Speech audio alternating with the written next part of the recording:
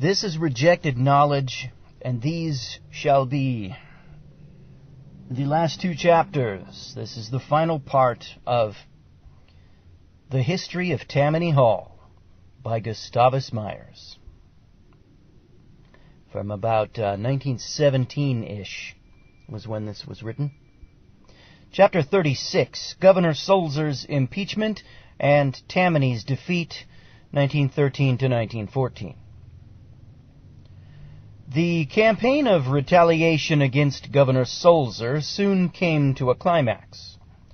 On July 15, 1913, a committee called the Frawley Committee, headed by Senator Frawley, was appointed to inquire into Governor Sulzer's receipts and expenditures of campaign funds. After taking testimony, that committee submitted its report with the finding that, following his campaign for governor, Mr. Sulzer had omitted declaring in his campaign statement $19,000 of contributions to his campaign fund, and had purchased, for his personal account, stocks with part of the monies thus received. The evidence, according to the committee's report, showed that a total of $109,016 in cash or stock had been in Mr. Sulzer's possession, and that this sum came from campaign contributions. Mr. Sulzer had used both cash and checks to purchase stocks, and as far as could be brought out by the records and testimony, his Wall Street transactions with 3 brokerage firms covered a total of $72,428.28, dating from January 1st, 1912. It appeared that the greater part of these payments were made after he became a candidate for governor and was elected to that office. Mr. Murphy and other Tammany leaders pointed out that while these very transactions had been going on, Mr. Sulzer had, in his public speeches, pretended that he was a poor man. Mr. Sulzer's own version was that if he had made a mistake in signing his campaign statement, it was due to haste and carelessness, and not to intent to deceive. But, he added, this is not the only explanation of the failure to itemize certain monies which were received in the campaign. Some of the monies were not for campaign purposes at all, but were loans. They were given to me by friends who knew I was heavily in debt, and who loaned me the money to pay my debts or to use as I saw fit.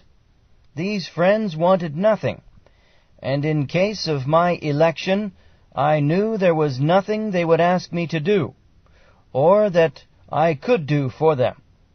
Politics had nothing to do with the matter. All the monies given to me, or sent to me for the campaign, were turned over to the committee, to which reference has been made, or were subsequently given to Mr. Murphy. Whether the latter turned these monies over to the State Committee or not, I cannot say, but an investigation of the report filed by that committee negatives the assumption." Unquote. On August 13, 1913, the Assembly, by a vote of 79 to 45, impeached Governor Sulzer on 8 articles. Trial by the High Court for the trial of impeachments, consisting of the State Senate and the judges of the Court of Appeals, followed. Governor Sulzer vigorously fought back, and public opinion was greatly aroused over his charges that the affair was simply a case of the Tammany organization summarily disciplining him for refusing to be its tool. Sounds like it to me. He was convicted on 3 of the 8 articles of impeachment. 1, that he had filed with the Secretary of State a false sworn statement of his campaign receipts and expenditures. 2. Perjury in swearing to the truth of the campaign accounting. 3. Committing a misdemeanor in suppressing evidence and preventing or seeking to prevent witnesses from appearing before the Legislative Committee. On October 17, 1913, Governor Sulzer was removed from office by a vote of 43 to 12 by the High Court for the trial of impeachments. It should be noted that Chief Justice Edgar M. Cullen of the Court of Appeals, who presided at the trial, voted to acquit Mr. Sulzer on every one of the articles. Said Chief Justice Cullen, quote, "Never before the present case has it been attempted to impeach a public officer for acts committed when he was not an officer of the state," unquote. Chief Justice Cullen held that Mr. Sulzer had committed no offense in failing to state the amounts and sources of his campaign contributions, and that there was no evidence of any deceit or fraud. Governor Sulzer's supporters set forth the following as the main actual reasons why proceedings for his removal were pushed. First, Mr. Sulzer's persistent efforts to secure the enactment of the full crew legislation to conserve human life on the railroads. Second, Mr. Sulzer's success in securing the enactment of the laws that he recommended to compel honest dealings on the New York Stock Exchange. Third, Mr. Sulzer's refusal to approve the McKee Public Schools bills, which would have given control of public schools to a religious denomination. Ding, ding, ding, ding. Can you guess which religious denomination, folks? I gotta look this one up. Bang! Look at that. Look at that. Rome got him, folks. I'll look it up and make sure, but I'm gonna bet my dollar it was Rome that got him. Rome forced him out. So you can easily infer that Rome, in some way, is in cahoots with Tammany Hall, or was. Whoa! Okay. Of course, if you read the works of many American authors in the late 1800s, there was a furor going on in America about Rome undermining and co-opting and attacking our American public schools at the time, which were of a different nature than the American public schools today. Okay, continuing. Fourth, Mr. Sulzer's successful efforts in causing the repeal of the notorious charter of the Long Salt Development Company, by which the state of New York received back its greatest water power and the most valuable of its natural resources. Fifth, Mr. Sulzer's defiance of the bosses, big and little, and his fight for honest and genuine direct primaries. It sounds like the state got a decent, honest governor for one of the I'm sure rare times in any state in American history. They got a good governor, and of course he's going to get thrown out. He was an honest man. It sounds like. You can't be honest in politics. No wonder they got rid of the guy. You can't stand up to the gangs and the bosses and Rome and the stock exchange. You can't do it. The guy never stood a chance. Sixth, Mr. Sulzer's determined refusal to be a proxy governor or, quote-unquote, a rubber stamp. Seventh, Mr. Sulzer's absolute refusal to follow boss dictation regarding legislation and appointments, and his blunt refusal to call off Blake and Hennessy and stopped the investigations which were being made under his direction to uncover fraud and expose graft in the State Departments. Eighth, Mr. Sulzer's moral courage in the performance of public duty, wherein he insisted on the trial and punishment of Senator Stilwell for extortion. Ninth, Mr. Sulzer's determination to set in motion the machinery of the law in various counties of the state to indict the grafters and bring them to justice. There could be no questioning that the proceedings against Sulzer had an effect upon the public mind, the reverse of that expected by Boss Murphy and his advisers. The attempt of Tammany Hall's leaders to pose in this case as the conservers of political virtue met with a sardonic reception and quickly reacted upon them in unmistakable terms.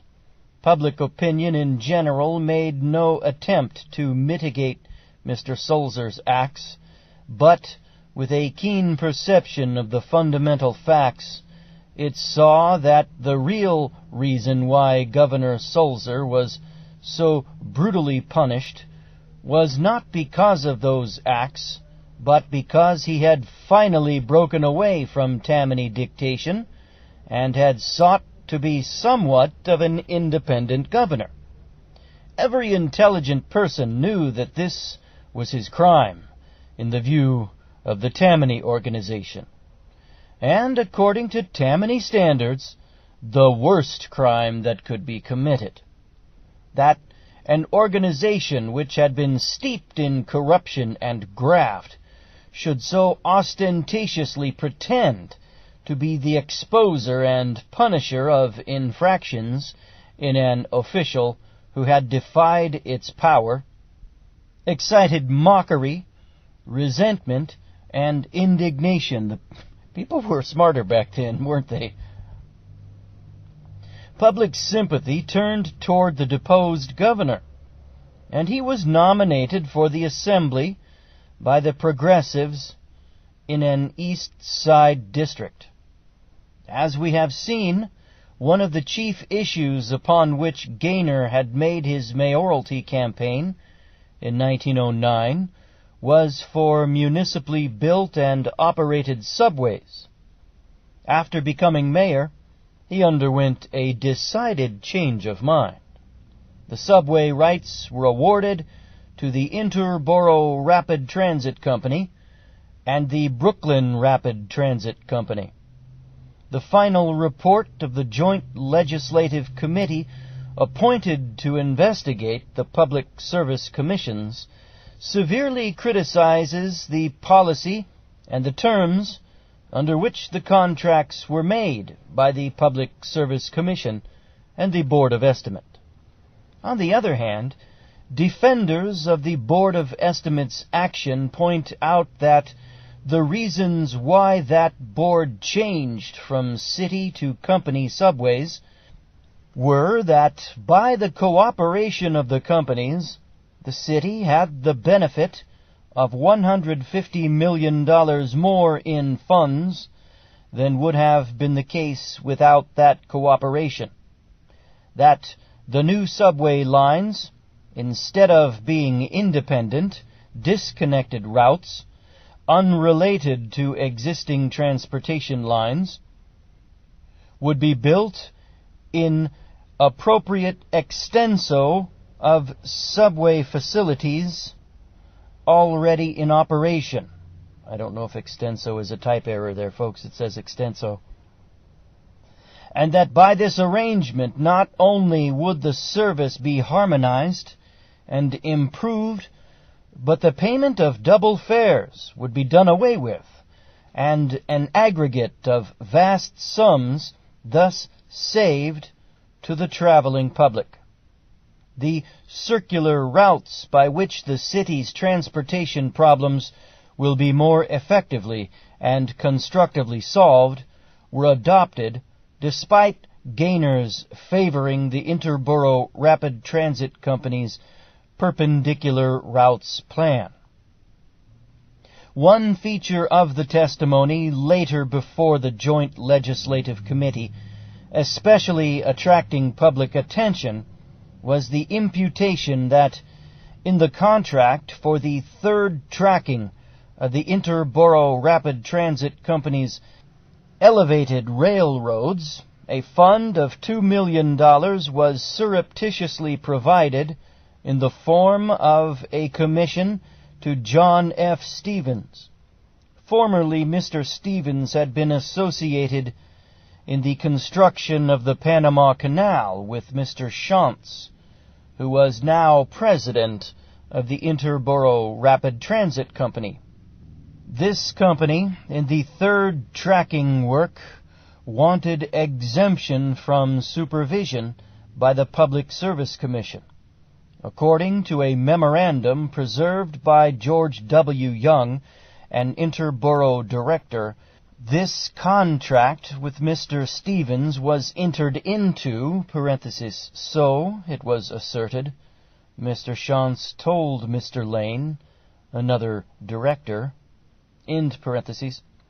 because, quote, in connection with the securing of the contract which had been closed between the City of Greater New York and the Interborough, Mr. Shantz had found it necessary to make certain commitments and incur certain obligations, and that it was by means of the Stevens contract that he expected to meet and pay these commitments and obligations.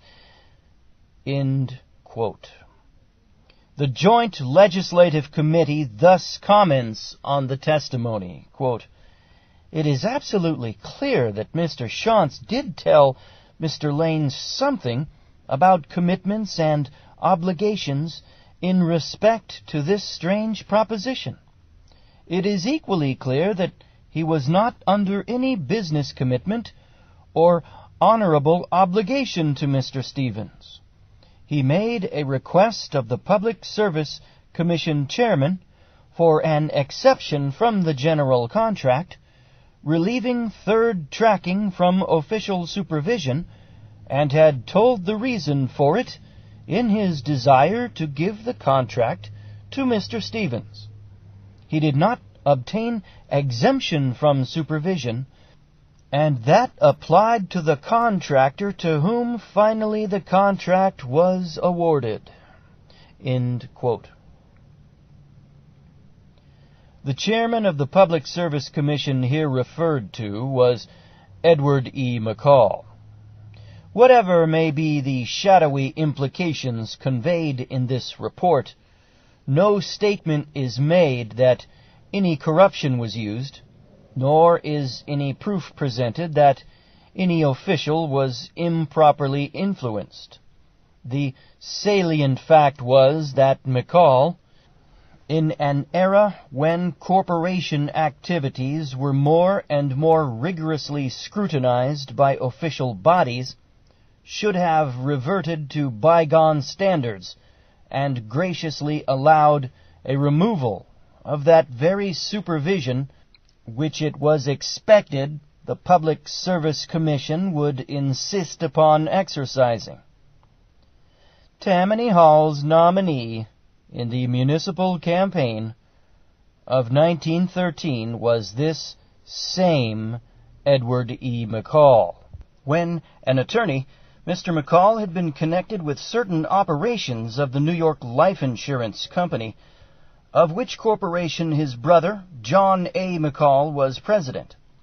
It appeared from the testimony before the Legislative Insurance Investigating Committee in 1905 that Edward E. McCall had given notes totaling about $10,000 to Andy Hamilton, the chief legislative lobbyist at Albany of that company, and the distributor of the quote-unquote Yellow Dog Fund.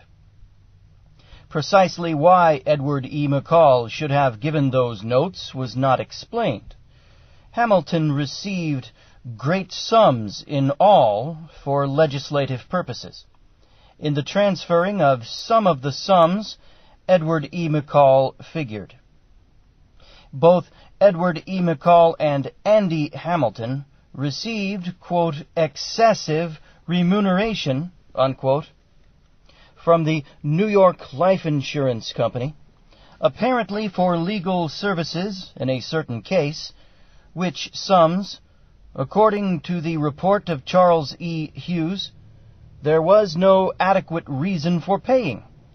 At the same time that these sums were paid to them, both Edward E. McCall and Hamilton were under a regular retainer as attorneys by the New York Life Insurance Company, each of them receiving $10,000 a year.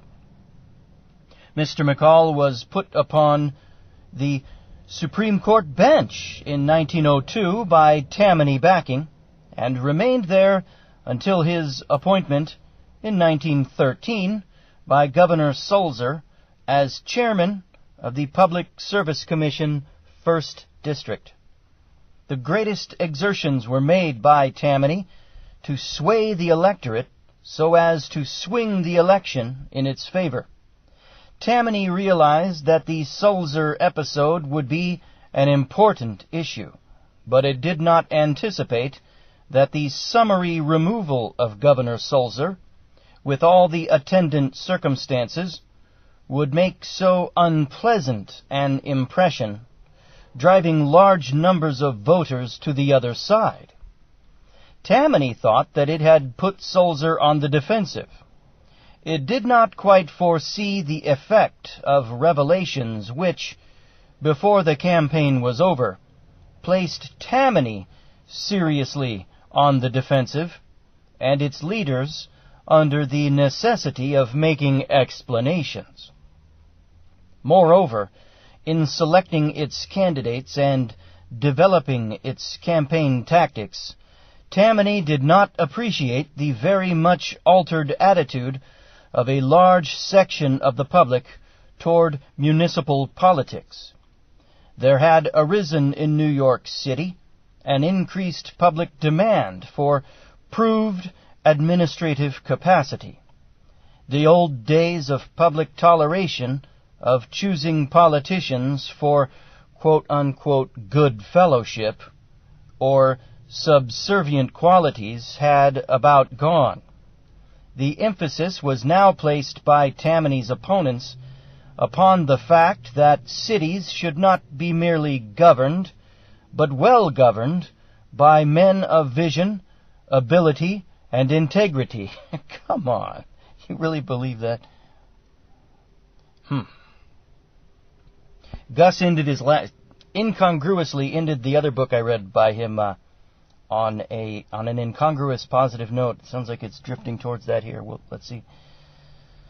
The candidate for mayor of the Republicans and Fusionists was John Peroy Mitchell, a young independent Democrat who was credited with having made a notable record as Commissioner of Accounts. Later, he had been President of the Board of Aldermen, and then Collector of the Port of New York. Nominated with him were William A. Prendergast for Comptroller and George McEnany for President of the Board of Aldermen. All were eulogized by their supporters with having served the city with constructive ability and marked efficiency, and with having opposed and exposed Tammany, graft, and extravagance. The Socialist Party's candidate for mayor was Charles Edward Russell, a writer of note and a man of high personal character. Full of bitterness was this campaign. Perhaps the most effective speakers against Tammany Hall were John A. Hennessy and former Governor Sulzer. Mr. Hennessy, in a public speech on October 23, 1913, specifically charged that he held a note for $35,000 that had been signed by a justice of the Supreme Court who had been Mr. Murphy's alternative candidate for mayor. Quote, I do not say that the $35,000 was ever paid to anybody. I don't suspect him of any vices that would induce him to borrow $35,000. If he has had to pay $35,000 or more for his Supreme Court nomination, why, he simply followed a tradition in the organization to which he belonged. Unquote. Mr. Hennessy charged Mr. McCall with not answering the question of where he got his campaign money, and asked Mr. McCall whether, in 1902, when McCall was candidate for the Supreme Court nomination, he, McCall, had not met George W. Plunkett, a Tammany district leader, the originator of the term, quote-unquote, honest graft, in a room in the Hoffman House, and whether Anthony N. Brady was not in another room at the same time.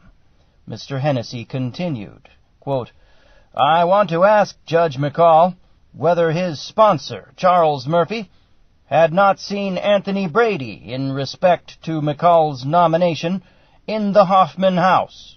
And I want to ask Judge McCall if the gentleman who brought him and Plunkett together to discuss that nomination did not have something to do with Murphy and Mr. Brady in respect to that nomination. Unquote. Mr. Hennessy charged that one man that Mr. McCall paid was Plunkett, but he, Hennessy, did not know whether he paid Murphy or whether he paid the amount to somebody who paid Murphy. But he, Hennessy, did not undertake to assert that. The Anthony N. Brady here mentioned was a traction magnate who, beginning as a clerk in Albany, had, by means of legislative manipulation, giving richly valuable railway and other franchises, accumulated an estate of $90 million. In several speeches, Mr. Hennessy pointedly asserted that James Stewart, a contractor, had paid $25,000 to a former friend of Charles F. Murphy, and inquired whether J. Sargent Cram, a prominent Tammany light, had not received $5,000, and Norman E. Mack another $5,000. At a public meeting on October 25, 1913, Mr. Sulzer declared that he had sent to Charles F. Murphy $10,000 that Allen Ryan, Thomas F. Ryan's son, had contributed to his campaign fund, and that Mr. Murphy had never accounted for it. Mr. Sulzer named John H. Delaney, parentheses, later State Commissioner of the Department of Efficiency and Economy, end parentheses, named John H. Delaney as the messenger who had carried the $10,000 in bills to Mr. Murphy.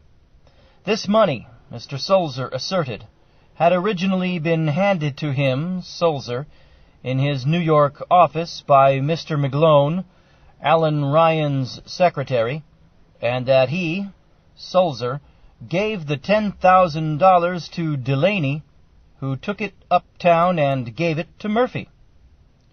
Mr. Sulzer continued, quote, late that afternoon, I saw Mr. Murphy at Delmonico's. During our conversation, I said, did John give you the 10 from Ryan? Mr. Murphy replied, yes, that's all right, but it's only a drop in the bucket. You'll have to do better than that.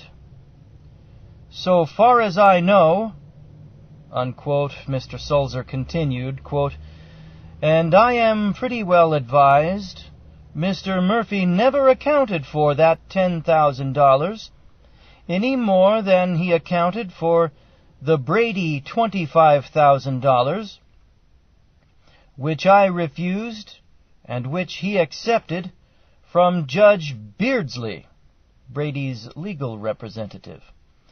At all events, I think Mr. Murphy should tell the voters what he did with the money," unquote. Mr. Sulzer declared that he, Sulzer, was still in debt, and that, quote, "I am a poorer man today than I was when I became a candidate for governor," unquote. No one acquainted with Sulzer's career could doubt that, had he been essentially corrupt, he could have become a millionaire from huckstering of legislation when he was Speaker of the Assembly. There was no bribing him, however, with money. He was, in fact, a poor man. Mr. Sulzer then declared that Thomas F. Ryan was Boss Murphy's master. This, in fact, was the very point made by the Socialists, that the political bosses were only the tools of the great financial and industrial magnates. Thank you, Gus Myers. This is exactly what that hack history writer, the book by Kenneth something, the book about Boss Murphy I was telling you guys about, it blamed it all on Boss Murphy and portrayed the bankers, on the rare occasions it did mention the bankers, the Astors and whatnot, as they were saying, "Oh no, Boss Murphy, don't do that. That's bad." Oh yeah, but it's the other way around. The political bosses are only the tools of the great financial and industrial magnates. Thank you, Gus Myers, and the Socialists back then did have that right. Continuing. And that where the political bosses gathered in their millions, the magnates accumulated their tens or hundreds of millions of dollars as their individual fortunes, just as Ferdinand Lundberg told us. Why, queried the Socialists, concentrate attention on the instruments? That's what I've been saying for so long. Why not, said they, attack the power of the whole social, political, and industrial system, of which the political boss was merely one expression. This system, according to the Socialist Party, was the capitalist system for the overthrow of which they declared and agitated. They pointed out that behind Mr. Murphy and Tammany Hall, as well as behind the Republican organization where it was in power, were traction, railroad, telephone, electric lighting, industrial, and other financial interests, all selfishly utilizing the power embodied in political bosses for their own ends and aggrandizement, and that these were the real powers that could make and unmake political bosses. Thank you, Gus, for calling it like it is. Somebody finally did. Gaffney, Cram, and Plunkett had all denied allegations aimed at them. Murphy and McCall had remained silent, but on October 26, 1913, McCall and Murphy both issued statements. Mr. McCall denied the charge that he had paid $35,000 for the nomination for the Supreme Court in 1902. Mr. Murphy made public an affidavit in which he, Murphy, denied that McCall had ever paid him anything at any time, and branding the charge as false. On the next day, Mr. Murphy gave out a long statement, making a sweeping denial of Mr. Sulzer's statements. He asserted that he had received the $25,000 from Anthony N. Brady, but that he had returned the money the next day. He also denied that he had ever received $10,000 from Ryan.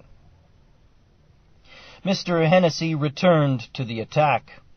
On the same day, he charged that a seat in the United States Senate to succeed Senator Root, had been offered to Sulzer if he would yield to Mr. Murphy, and that it was Mr. McCall who acted as the intermediary.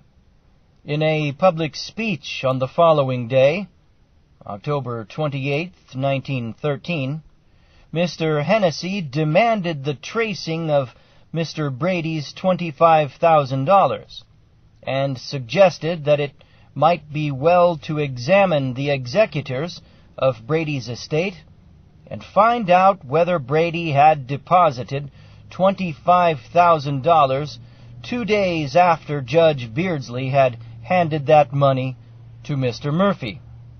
Mr. Hennessy went on, quote, "I knew Mr. Brady very well. I have known Mr. Brady since he was selling groceries in Albany 25 or 26 years ago. And I know that he never carried around $25,000 in bills every day in his pocket. So if he got this $25,000 in bills from Mr. Murphy, he undoubtedly deposited it somewhere," unquote. Mr. Hennessy chided Mr. Murphy with having been told by his district leaders to answer him after he, Murphy, had declared that he would not notice the charges, and said that Mr. Murphy was, quote, "shoving it off on a dead man," unquote. Oh, the guy's dead. Let's blame it on him instead of Kissinger or somebody. Continuing. When, on October 29th, 1913, former Judge Beardsley, counsel for the Brady estate, issued a statement asserting that the $25,000 was returned to Brady, Mr. Hennessy, in a public speech, demanded proof and charged that an alibi was being proved over the body of a dead man. Mr. Hennessy made the charge that in the campaign of 1910, Mr. Murphy had collected fully $150,000 for which he had not accounted in the statement filed with the Secretary of State. Mr. Hennessy declared, quote, "Most of this money came from contractors who were clubbed into giving it," unquote. So this exciting campaign drew to a close amid sensational charges, counter-charges, denials, and reiterations. A total of $72,428.28, dating from January 1st, 1912. It appeared that the greater part of these payments were made after he became a candidate for governor and was elected to that office. Mr. Murphy and other Tammany leaders pointed out that while these very transactions had been going on, Mr. Sulzer had, in his public speeches, pretended that he was a poor man. Mr. Sulzer's own version was that if he had made a mistake in signing his campaign statement, it was due to haste and carelessness and not to intent to deceive. But, he added, this is not the only explanation of the failure to itemize certain money. Submitted its report with the finding that, following his campaign for governor, Mr. Sulzer had omitted declaring in his campaign statement $19,000 of contributions to his campaign fund, and had purchased, for his personal account, stocks with part of the monies thus received. The evidence, according to the committee's report, showed that a total of $109,016 in cash or stock had been in Mr. Sulzer's possession, and that this sum came from campaign contributions. Mr. Sulzer had used both cash and checks to purchase stocks, and as far as could be brought out by the records and testimony, His Wall Street transactions with 3 brokerage firms covered a total of monies which were received in the campaign. Some of the monies were not for campaign purposes at all, but were loans. They were given to me by friends who knew I was heavily in debt, and who loaned me the money to pay my debts or to use as I saw fit. These friends wanted nothing, and in case of my election, I knew there was nothing they would ask me to do, or that I could do for them. Politics had nothing to do with the matter. All the monies given to me, or sent to me for the campaign, were turned over to the committee, to which reference has been made, or were subsequently given to Mr. Murphy. Whether the latter turned these monies over to the State Committee or not, I cannot say. This is rejected knowledge, and these shall be the last 2 chapters. This is the final part of The History of Tammany Hall by Gustavus Myers. From about 1917-ish was when this was written. Chapter 36, Governor Sulzer's Impeachment and Tammany's Defeat, 1913 to 1914. The campaign of retaliation against Governor Sulzer soon came to a climax. On July 15, 1913, a committee called the Frawley Committee, headed by Senator Frawley, was appointed to inquire into Governor Sulzer's receipts and expenditures of campaign funds. After taking testimony, that committee but an investigation of the report filed by that committee negatives the assumption, unquote. On August 13, 1913, the Assembly, by a vote of 79 to 45, impeached Governor Sulzer on 8 articles. Trial by the High Court for the trial of impeachments, consisting of the State Senate and the judges of the Court of Appeals, followed. Governor Sulzer vigorously fought back, and public opinion was greatly aroused over his charges that the affair was simply a case of the Tammany organization summarily disciplining him for refusing to be its tool. Sounds like it to me. He was convicted on 3 of the 8